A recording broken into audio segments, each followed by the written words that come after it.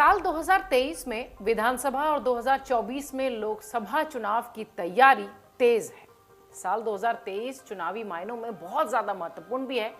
इस साल जम्मू कश्मीर सहित 10 जगहों पर चुनाव है, जिसमें राजस्थान, मध्य प्रदेश, तेलंगाना कई ऐसे राज्य हैं जो कि चुनावी समर में इस साल जा रहे हैं। लेकिन सभी राज्यों में राजस्थान और मध्य प्रदेश के चुनाव पर सबकी निगाहें टिकी हैं। इन दोनों राज्यों में हमेशा बीजेपी और कांग्रेस में कांटे की टक्कर देखने मिली है। दोनों राज्यों में कभी कांग्रेस तो कभी बीजेपी, दोनों का पलड़ा भारी रहा है और कभी उनकी सरकार रही है तो कभी इनकी सरकार रही है। मौजूदा समय में राजस्थान में कांग्रेस की सरकार है और मध्य प्रदेश में ज्योतिरादित्य सिंधिया के जाने से बीजेपी की सरकार बनी है। गौर करिएगा, ज्योतिरादित्य सिंधिया के जाने से बीजेपी की सरकार बनी है, यानी वो कांग्रेस से बीजेपी में आए हैं तब उनकी सरकार वहां बनी है। भाजपा तब सत्ता में आई है। ऐसे में सवाल ये उठता है कि क्या ज्योतिरादित्य सिंधिया को मोदी सरकार रिटर्न गिफ्ट देगी? देना ही पड़ेगा, ऐसा राजनीतिक पंडित मानते हैं। ज्योतिरादित्य सिंधिया को केंद्र के बजाय बीजेपी राज्य में वापस भेजेगी, बड़ा सवाल है। ज्योतिरादित्य सिंधिया को लेकर यहां तक कहा जा रहा है कि हो सकता हो कि आने वाले दिनों में वो घर वापसी कर जाएं। इसके पीछे खुद ज्योतिरादित्य सिंधिया का भी बयान है। कांग्रेस के प्रति ज्योतिरादित्य सिंधिया हमेशा से सॉफ्ट कॉर्नर रखते हैं। अगर आप ध्यान दें तो कभी भी वो कांग्रेस पर बहुत हमलावर नहीं होते जब तक कि किसी संदर्भ के विषय में पूछा न जाए। 5 फरवरी को कमलनाथ ग्वालियर पहुंचे थे। इस पर जब मीडिया कर्मियों ने ज्योतिरादित्य सिंधिया से सवाल किया तो उन्होंने उसका अलग अंदाज में जवाब दिया। सिंधिया ने कहा, अतिथि देवो भव। दरअसल रविवार को मीडिया से बातचीत करते हुए ज्योतिरादित्य सिंधिया ने कहा कि कमलनाथ जी तो सालों से कोशिश कर रहे हैं हुंकार भरने की और जनता सब जानती है, उनका ग्वालियर में स्वागत है। इसके साथ ही उन्होंने कहा, अतिथि देवो भव। इसके बाद ज्योतिरादित्य सिंधिया मुस्कुराते हुए आगे निकल गए। सियासी गलियारों में जैसा कि हम हमेशा से कहते हैं कि हर बात और हर जेस्चर के मायने होते हैं। ये कोई पहला मौका नहीं था जब ज्योतिरादित्य सिंधिया ने कांग्रेस के प्रति सॉफ्ट अंदाज दिखाया हो। भारत जोड़ो यात्रा 23 नवंबर को जब महाराष्ट्र के बाद मध्य प्रदेश के बुरहानपुर जिले के बोंदवाली में पहुंची थी तो इस पर भाजपा नेता ज्योतिरादित्य सिंधिया ने कहा था कि मध्य प्रदेश है, सभी का स्वागत है। और उस समय जब उन्होंने कहा था कि मध्य प्रदेश की जमीन पर सबका स्वागत है, उस समय भी ये कयास लगाए जा रहे थे कि सिंधिया कहीं घर वापसी तो नहीं करेंगे, क्या ऐसा संकेत दे रहे हैं। इस पर कांग्रेस के प्रवक्ता और हिमाचल प्रदेश कांग्रेस कमेटी के पूर्व अध्यक्ष कुलदीप सिंह राठौर ने टिप्पणी की थी और उनसे जब पूछा गया था ज्योतिरादित्य सिंधिया के बारे में तो उन्होंने कहा कि ये उनकी घर वापसी का ही संकेत हो सकता है। उन्होंने 12 नवंबर को समाप्त हुए हिमाचल प्रदेश विधानसभा चुनाव के बारे में भी कहा था कि पहाड़ी राज्य में अब तक का सर्वाधिक मतदान परिवर्तन का संकेत है, स्पष्ट संकेत है, क्योंकि लोग भाजपा के नेतृत्व वाली राज्य सरकार से नाखुश हैं। उन्होंने कहा कि कांग्रेस स्पष्ट बहुमत के साथ हिमाचल प्रदेश में कांग्रेस की सरकार बन रही है। राठौर ने आगे ये भी कहा कि भाजपा की हार की पटकथा पिछले साल 3 विधानसभा और 1 लोकसभा सीट के लिए उपचुनाव के हार के बाद ही लिख दी गई थी, जब कांग्रेस ने कीमतों में वृद्धि, मुद्रास्फीति और गैर शासन को उपचुनाव में प्रमुख मुद्दों के रूप में सामने किया था। इसके बाद राठौर ने यह बात कही कि ये उनका संकेत ही है, ये सिंधिया का संकेत ही है कि वो भारत जोड़ो यात्रा का स्वागत कर रहे हैं और ये संकेत दे रहे हैं कि वो घर वापसी कर रहे हैं। खैर, वो समय बीत गया, ऐसा कुछ भी नहीं हुआ। इधर आपको ये बताएं कि कमलनाथ ने क्यों इन इलाकों को चुना है जहां से कि फिलहाल ये माना जा रहा था कि ये सारे इलाके ज्योतिरादित्य सिंधिया के इलाके हैं, या यूं कहें कि उनके गढ़ के रूप में देखे जाते हैं, उनके लोगों के गढ़ के रूप में देखे जाते हैं। आगामी विधानसभा चुनाव में कमलनाथ और दिग्विजय सिंह ग्वालियर, चंबल पर ज्यादा फोकस कर रहे हैं। दोनों ही नेता लगातार इस क्षेत्र में सक्रिय हैं। कमलनाथ 5 फरवरी को केंद्रीय मंत्री ज्योतिरादित्य सिंधिया के गढ़ ग्वालियर पहुंचे थे। ये वो गढ़ है जिसके कारण साल 2018 में कांग्रेस की सरकार बनी थी और सिंधिया की नाराजगी के बाद इसी अंचल के कारण 15 महीने के भीतर ही कमलनाथ की सरकार गिर गई थी। साल 2020 मार्च, आपको याद होगा।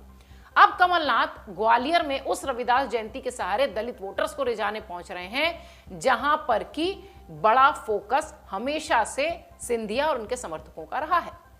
यही इस अंचल का बड़ा फैक्टर हो सकता है। माना यह जा रहा है कि चुनावी साल है, इसलिए भी अब ये सारे जो इलाके हैं उस पर फोकस हैं कमलनाथ भी और दिग्विजय सिंह भी।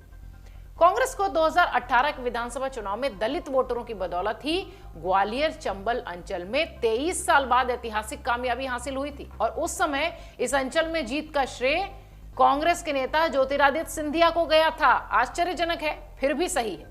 यही वजह है कि 2023 में भी ग्वालियर अंचल चंबल का जो इलाका है वहां दलित वोटरों पर कांग्रेस की नजर है, क्योंकि कांग्रेस इस तैयारी में है कि अगर ज्योतिरादित्य सिंधिया घर वापसी नहीं करते हैं तो इन वोटरों को रिझाना होगा, तभी ये पूरी बेल्ट कांग्रेस के साथ आएगी। दलित वोटरों को रिझाने के लिए कांग्रेस ग्वालियर में रविदास जयंती का आयोजन भी करती दिखी। इसमें शामिल होने के लिए पीसीसी चीफ पूर्व मुख्यमंत्री कमलनाथ, दिग्विजय सिंह सहित कई कांग्रेस के नेता यहां शामिल होते दिखाई पड़े। रविदास जयंती के कार्यक्रम के बहाने कांग्रेस दलित वोटरों पर अपनी पकड़ मजबूत करना चाहती है और ये वो वोटर्स हैं जो कि हमेशा से ज्योतिरादित्य सिंधिया के पाले में देखे गए हैं, जाने गए हैं, महसूस किए गए हैं। अब ये इलाका क्यों महत्वपूर्ण होता है ये भी आपको बताते हैं, जहां पर इस वक्त कमलनाथ और दिग्विजय सिंह सक्रिय दिख रहे हैं। चुनाव से पहले सत्ता की सीढ़ी कहा जाता है इस पूरे इलाके को और इसलिए भी इस इलाके की वजह से भी ज्योतिरादित्य सिंधिया हमेशा से मध्य प्रदेश की सियासत में बहुत मजबूत पिलर की तरह दिखाई पड़ते हैं। उसकी बहुत बड़ी वजह है ये इलाके। मध्य प्रदेश की राजनीति में ग्वालियर चंबल इलाके को सत्ता की सीढ़ी कहा जाता है। माना जाता है कि जिस पार्टी ने यहां बहुमत हासिल कर लिया, भोपाल में कुर्सी उसी की, सत्ता उसी की। 2018 में यहां भाजपा को बड़ा नुकसान झेलना पड़ा था। इलाके की 34 से सीटें जो थी उनमें से कांग्रेस ने 26 सीटें जीत ली थी और सरकार बना ली थी। हालांकि बाद में सिंधिया ने जब बीजेपी ज्वाइन कर ली तो सत्ता बीजेपी के पास आ गई और यहां के जो जितने विधायक थे वो सब बीजेपी के हिस्से चले गए। ग्वालियर मुरैना हार गई बीजेपी। निकाय चुनाव में भी ग्वालियर और मुरैना से दो बड़े चेहरे ज्योतिरादित्य सिंधिया और केंद्रीय मंत्री नरेंद्र सिंह तोमर के आने के बाद बीजेपी को यहां करारी हार का सामना करना पड़ा था। यानी यहां के वोटर्स को समझ पाना इतना आसान नहीं है और यही बड़ी वजह है कि कांग्रेस इस इलाके में वोटर्स के बीच अपनी पैठ बनाना चाहती है, माहौल बनाना चाहती है। इधर भाजपा भी पूरा प्रयास कर रही है कि विधानसभा चुनाव में उनकी किरकिरी ना हो जाए, क्योंकि निकाय चुनाव में स्थिति तो आपने देखी ली थी उनकी। जिस तरीके से ज्योतिरादित्य सिंधिया हमेशा से कांग्रेस पर बहुत ज्यादा तीखा हमला नहीं करते हैं, हो सकता है वो इनका व्यवहार हो या हो सकता हो कि जैसा कि माना जाता है कि कोई भी स्थायी दोस्त या स्थायी दुश्मन राजनीति में नहीं होता, उसे ही फॉलो कर रहे हो ज्योतिरादित्य सिंधिया। लेकिन इस वक्त उनकी जो बेल्ट है उस पर कांग्रेस में कमलनाथ और दिग्विजय सिंह ने स्ट्रेट फोकस किया हुआ है और अगर आप देखें तो मध्य प्रदेश में चुनाव की जो कमान है वो इन्हीं दोनों के हाथों में है और यही दोनों ये पूरे ग्वालियर चंबल का जो इलाका है वहां पर एक्टिव दिखाई पड़ रहा है। दलित वोटर ही इस इलाके के हमेशा से रिकॉर्ड जीत के गवा रहे हैं, क्योंकि ग्वालियर चंबल की जो सीटें हैं 7 सीटें एससी के लिए आरक्षित हैं और अन्य 27 सीटों पर दलित वोटरों की तादाद बहुत ज्यादा है। 2018 में दलित वोटरों की नाराजगी के कारण ही इस पूरे इलाके में भाजपा का सफाया हुआ था, ये सब जानते हैं। बीजेपी यहां 34 में से महज 7 सीटों पर सिमट गई थी, जबकि माना यह जाता है कि इस इलाके में बहुत ज्यादा सक्रिय रूप से बीजेपी ने काम किया था। कांग्रेस ने 1985 के बाद ऐतिहासिक कामयाबी हासिल करते हुए 34 में से 26 सीटें इस इलाके की जीती थी। हालांकि ये बात और है कि बाद में जब सिंधिया बीजेपी के खेमे में आ गए तो सरकार गिर गई, लेकिन ये माना जाता है कि इसी इलाके की वजह से कांग्रेस की सरकार बनी थी। कमलनाथ और सिंधिया के बीच खटपट किसी से छुपी नहीं थी। यही विवाद था जिसकी वजह से ज्योतिरादित्य सिंधिया ने यह तय किया कि अब वो पाला बदल देंगे। कमलनाथ और ज्योतिरादित्य सिंधिया की जो बहस थी या कह लीजिए कोल्ड वॉर थी वो किसी से छिपी नहीं थी। ग्वालियर में कट्टर विरोधी केंद्रीय मंत्री ज्योतिरादित्य सिंधिया और पूर्व मुख्यमंत्री कमलनाथ आमने सामने हैं, क्योंकि यह माना जा रहा है कि यही गढ़ चुना है कमलनाथ ने तैयारी के लिए। केंद्रीय मंत्री ज्योतिरादित्य सिंधिया ग्वालियर में विभिन्न कार्यक्रमों में शामिल हो रहे हैं। रविदास जयंती के कार्यक्रम में भी वो शामिल होते यहाँ दिखाई पड़े और यहीं कांग्रेस का भी कार्यक्रम था। कांग्रेस और बीजेपी के दोनों दिग्गज नेता ग्वालियर में हुंकार भर रहे हैं। देखिए किस तरीके से जमीन तैयार हो रही है। ऐसे में दोनों एक दूसरे पर गोले भी दाग रहे हैं, लाजमी है क्योंकि प्रहार तो करेंगे ही। इसके साथ ही कार्यक्रमों में कई बार यह भी देखा जा रहा है कि कांग्रेस जिस तरीके से इन इलाकों के छोटे बड़े भी कार्यक्रम हैं तो उन पर पूरा फोकस कर रही है, और रविदास जयंती की बात हो तो निश्चित तौर पर दलितों से जुड़े जितने भी कार्यक्रम हैं वहां पर मजबूती के साथ ये लोग दिखाई पड़ रहे हैं। कमलनाथ के साथ साथ कांग्रेस के तमाम बड़े नेता भी इस इलाके में कैंप लगाए बैठे हैं। इसका परिणाम निकाय चुनाव में देखने को मिला भी था, क्योंकि उस समय भी इस इलाके में बहुत मेहनत की गई थी और ज्योतिरादित्य सिंधिया अपने ही गढ़ में चुनाव हार गए थे। लेकिन अब यह माना जा रहा है कि कमलनाथ यहां सीधे तौर पर ज्योतिरादित्य सिंधिया को टक्कर देते नजर आएंगे।